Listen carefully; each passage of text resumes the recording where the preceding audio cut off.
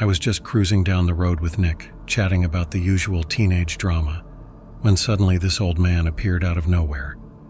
The impact was jarring, and the sound of it still haunts me. Panic surged through me as I turned to Nick, urging him to call for help, but instead, he stared at the motionless body with an expression of shock that soon turned into something else, something darker. Nick's voice was low and urgent as he said we had to hide the body. The gravity of his words didn't hit me immediately. I was still in shock, desperately wanting to call the authorities. But before I could react, Nick slapped my phone out of my hands, his determination unyielding.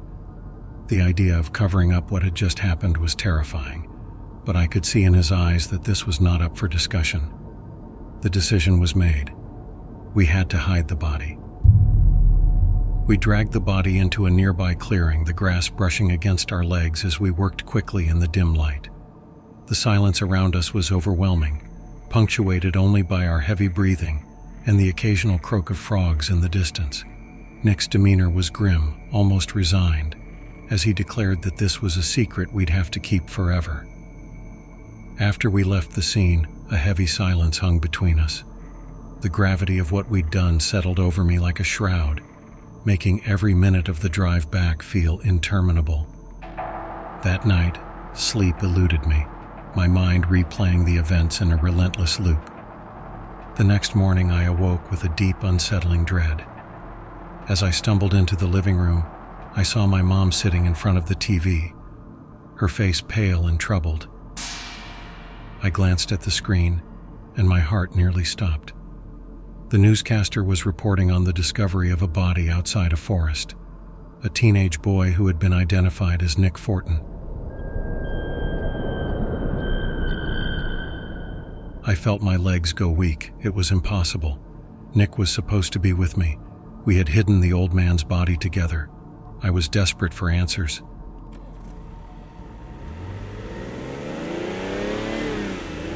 I ran to the clearing where we'd left the body, but it was gone. My panic intensified as I scoured the area, eventually finding a small blood-stained knife partially buried in the dirt. My hands trembled as I heard footsteps behind me. Spinning around, I saw the old man standing there, his eyes gleaming with a sinister satisfaction. He revealed that he had been tracking Nick for weeks, as Nick owed money to dangerous people. When we hit him, the old man saw an opportunity to dispose of Nick and frame him for the accident. My heart pounded as the old man raised his gun, a cold sweat breaking out on my forehead. But before he could pull the trigger, the wail of sirens cut through the air. The police arrived just in time, arresting the old man before he could end my life. As the investigation unfolded, the horrifying truth emerged. The old man was not just a debt collector, but a criminal with a long history of violence. Nick's involvement in dangerous dealings had put us all in grave danger, and I had come perilously close to being another victim of his reckless choices. Though I was cleared of any wrongdoing, the events of that night left an indelible mark on me. I learned the hard way that sometimes the truth is far more dangerous than any lie. Trust can be the deadliest deception, and I would never forget the price I almost paid for someone else's mistakes.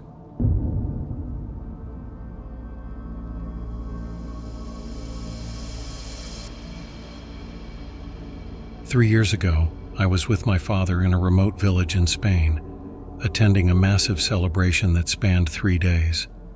The event was the wedding of the village chief's daughter. The entire community, from 2 nearby villages, was involved, making it a grand affair.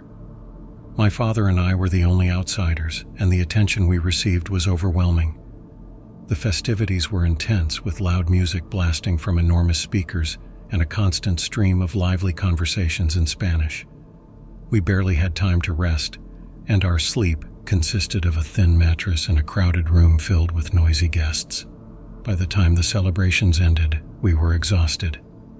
We set off to drive home, navigating a narrow, winding road. The journey was challenging, with cars, bikes, and farm carts cluttering the road. As we sped along, trying to avoid obstacles, I noticed a truck heading directly towards us. The realization hit me just before the collision. I braced for impact, closing my eyes as the world spun uncontrollably.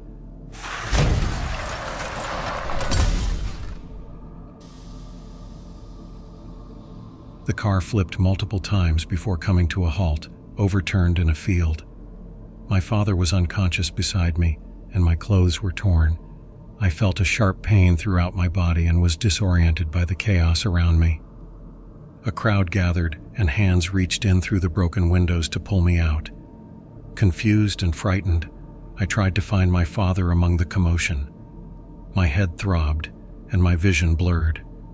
The scene was a chaotic blur of faces and voices. As I stumbled away from the wreckage, I heard the distant sound of sirens. An ambulance, perhaps, or maybe the police. I tried to find my shoes, but my mind was foggy, and pain clouded my thoughts. A man appeared, guiding me towards a car parked a short distance away. He put his arm around me and led me forward. His grip was firm and urgent. I felt disoriented as he pushed me towards the car. I wanted to know about my father, but the man seemed to ignore my questions. I was barefoot and limping, struggling to keep up. Once we reached the car, he forced me into the back seat. Panic surged through me as I tried to open the door. I needed to find my father and make sure he was okay. The sirens were getting louder. The man locked the door and told me to be quiet. Fear gripped me, and I tried to open the door, but it was locked tight. Tears streamed down my face as I struggled to comprehend what was happening. I wanted my father and my belongings. The man moved to the driver's side, but just as he was about to get in, I heard a commotion. My father appeared, looking determined and furious. Ignoring the chaos, he moved straight towards the car. With great force, he opened the door and pulled me out.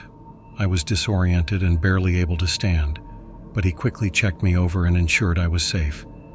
The man, seeing my father's anger, tried to flee. My father grabbed him, demanding my belongings back. The man, frightened and desperate, threw my phone away. My father retrieved it and watched as the man sped off in his car. I stumbled to the ambulance, where my father joined me a moment later. He hugged me tightly, and we both looked around at the paramedics working to prepare us for the journey to the hospital. In the aftermath, as I sat with my father, enveloped in his embrace, I felt a mixture of relief and lingering fear. The night's events had left their mark, but we were safe, and that was what mattered most.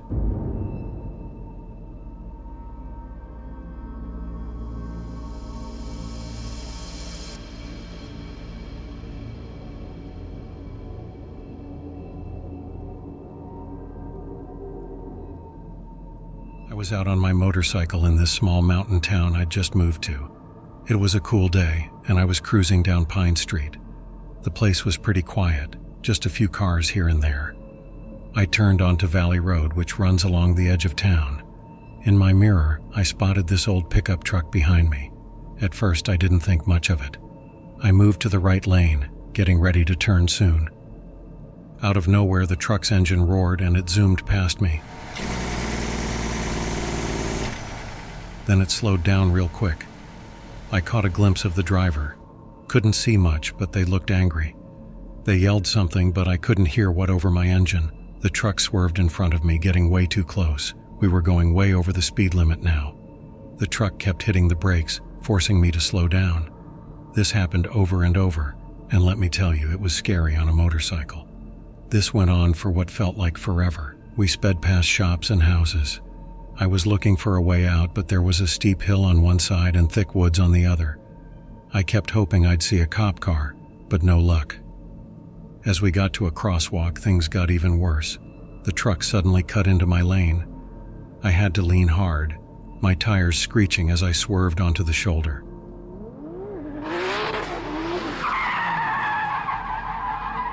I barely kept control of my bike. Finally, the truck made a sharp turn onto a side road.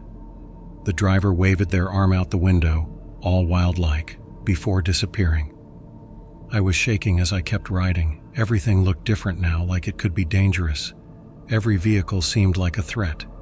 I decided to skip my plans and head straight to the police station. My mind was racing. Who was that person? Why were they after me? Would they come back? When I got to the station, I parked my motorcycle and took a deep breath. I wasn't sure if the police would believe me or if they could even do anything. As I walked to the door, I felt really unsure, but I knew I had to report it. Whatever happened next, things in this town weren't going to be the same for me anymore.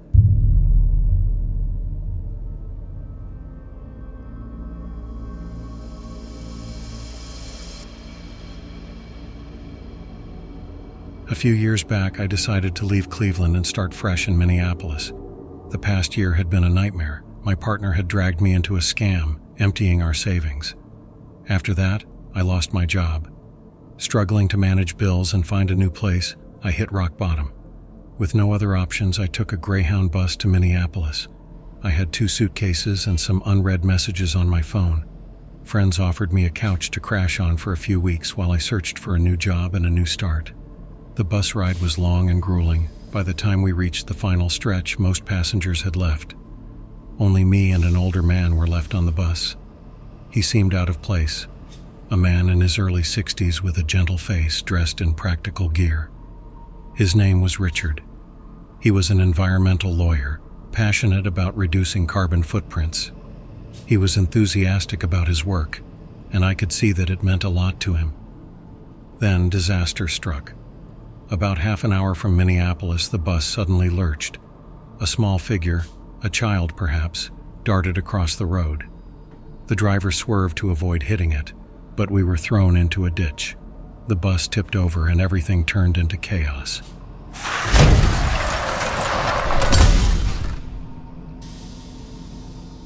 I was hurled from my seat, the bus groaning and metal screeching as it twisted apart.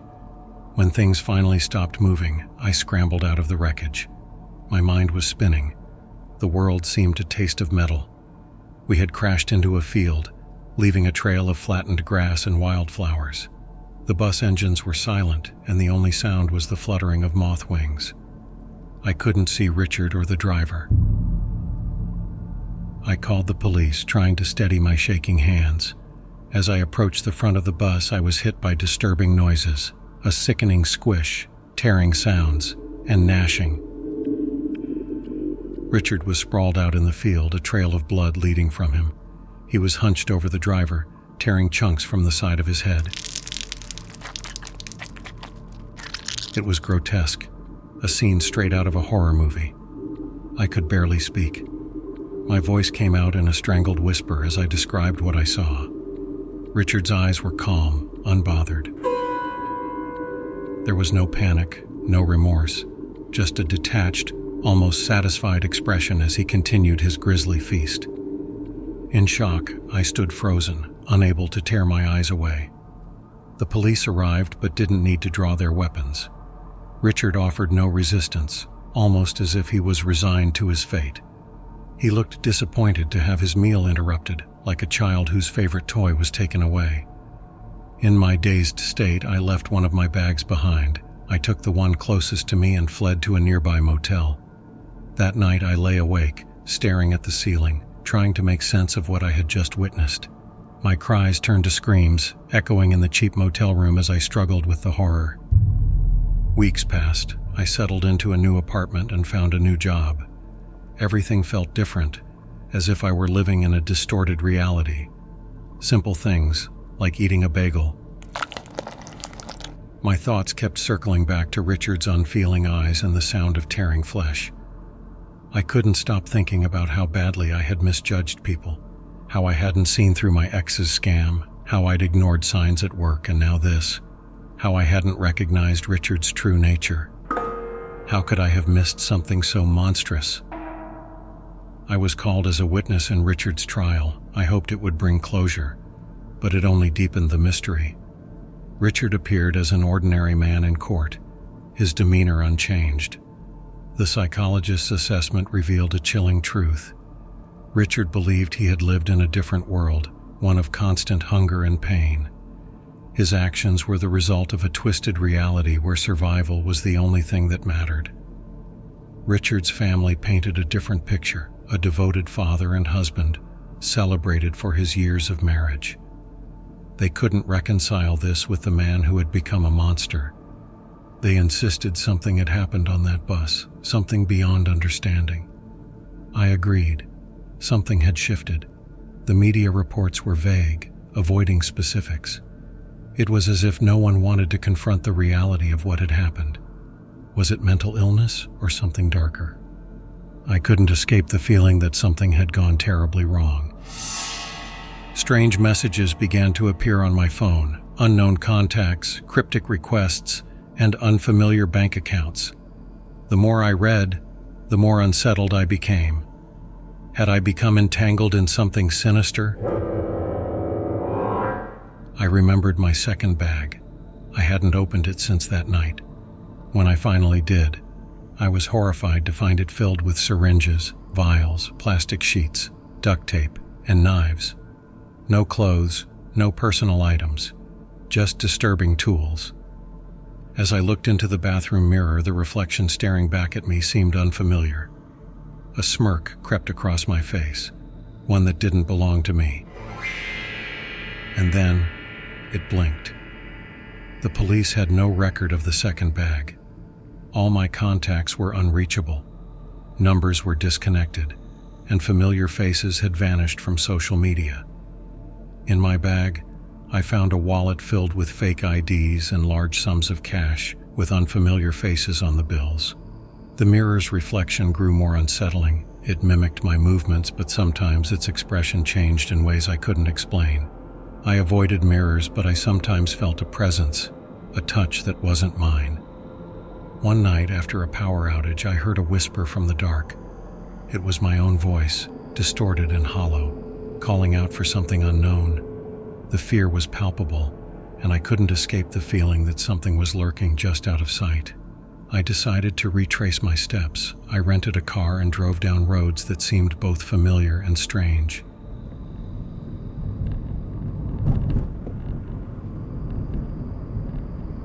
As night fell, the rain began. I saw a shadow on the road, a boy, or so I thought. The figure didn't stop when I called out. I followed, only to find myself surrounded by figures. Some looked like me, others were distorted or unfamiliar. We formed a circle around the boy, who seemed to draw us all in with an unsettling pull. The world around us shifted unpredictably. One moment it was fiery chaos, the next it was a desolate wasteland. The boy moved further away, and I felt time slow. My twisted mirror image appeared, hissing at me to leave. Shadows and rain surrounded me as I stumbled upon another car, similar to mine but different. In the back seat were the two missing bags. Realization hit me. I had returned to where I started, but something had changed. Richard Ayton was just a family man again, and my life had resumed its course. But I could never forget that night. I didn't know if I was responsible for the disappearances in Cleveland or if it was something else entirely. Something had shifted in the fabric of reality. I couldn't stop checking mirrors, making sure my reflection was still mine. I was haunted by the sense that something was watching, waiting. If you find yourself near a field of sunflowers, drive carefully. Slow down.